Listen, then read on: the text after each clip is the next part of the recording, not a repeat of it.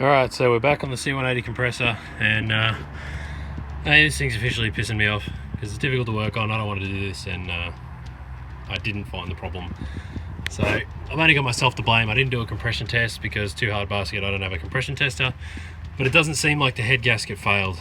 I can't see any like leaks between water and oil or anything like that, and all the cylinders are evenly dirty.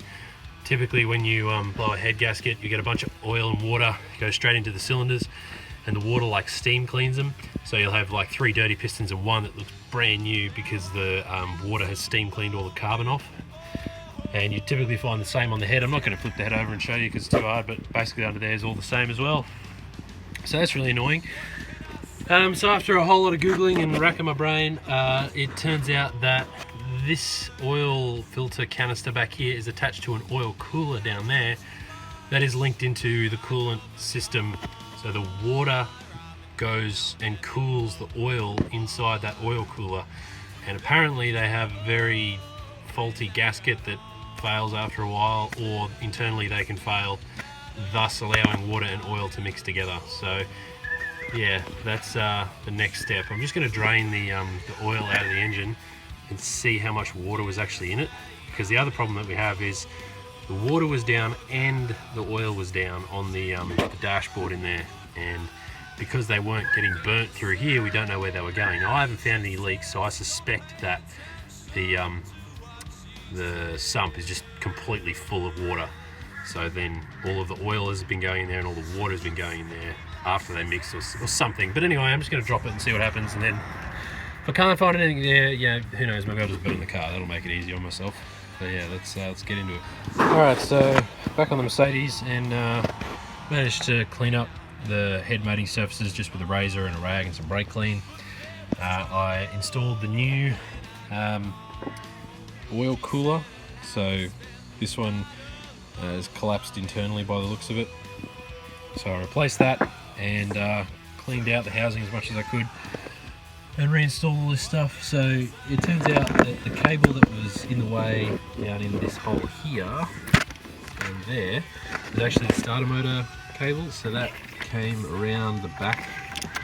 I can't really see anymore, but anyway, there's a cable back here and it came through underneath all of this, and it was in a horrible spot. So I disconnected it from the starter motor, and instead of running it through there, I ran it around the other side. And it's a little less neat, but I mean, who's looking down there anyway? And there's nothing in the way for it to catch fire on that I can tell. So I just ran it around the other way, it bolts on just fine, and it means that you can get to this bottom bolt a lot, not that one, the one underneath it, a lot easier. So I am more than happy to have it there if it means that I can actually put the car back together. So that's how I've set that up. And next I've just got to clean up all of these surfaces so that I can remount this back in the car, get some FIPG and throw it all together. So Mercedes sell the FIPG stuff for, I think it's like $80 a tube.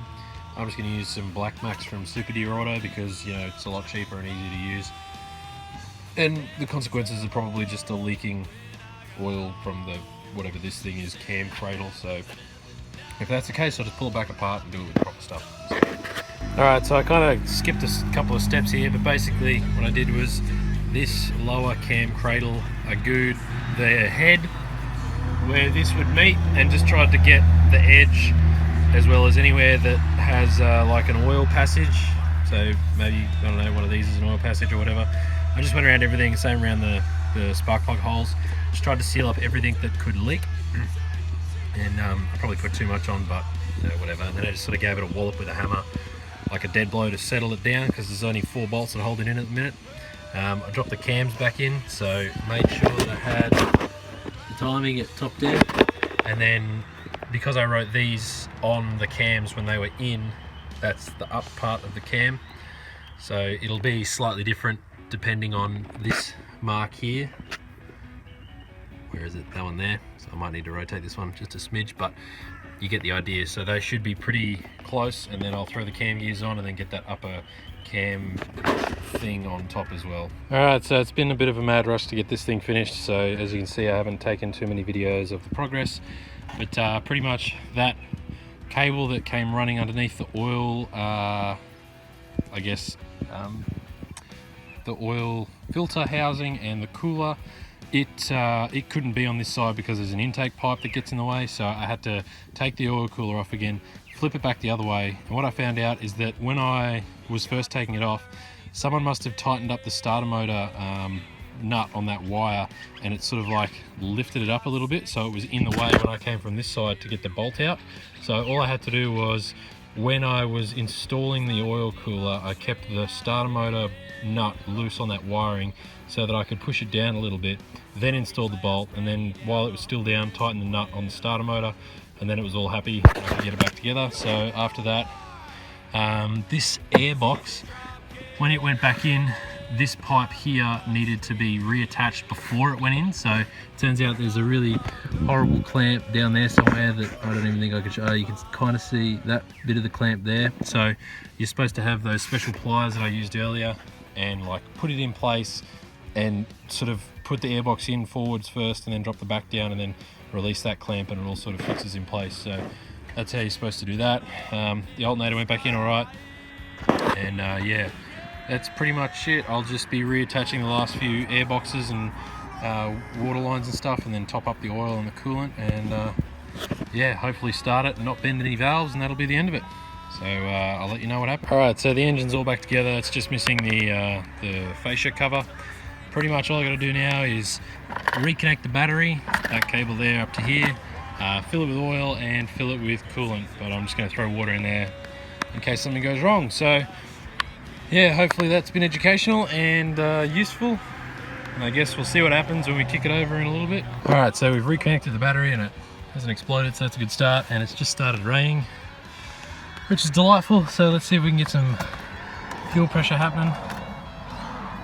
I don't actually know how these bloody things work. Let's see what happened there, see if we got any leaks.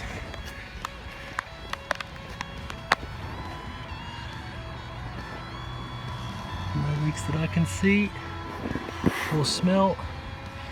Looks pretty happy. Well, I guess we suck it and see. See the bends valves and works. Alright, are we ready? Please don't break.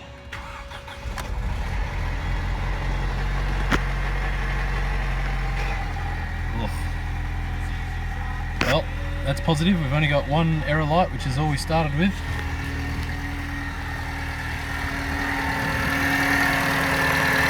Might be an exhaust leak.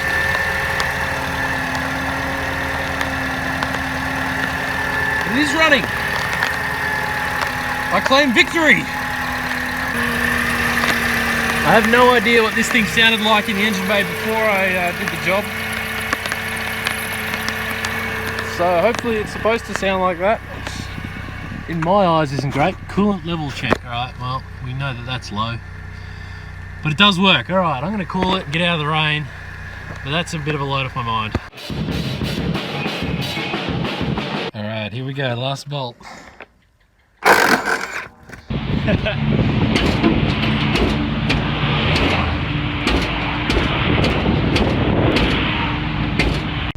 Righto mate, what are we doing? So we're just going to put this big bitch in low range, two-wheel drive.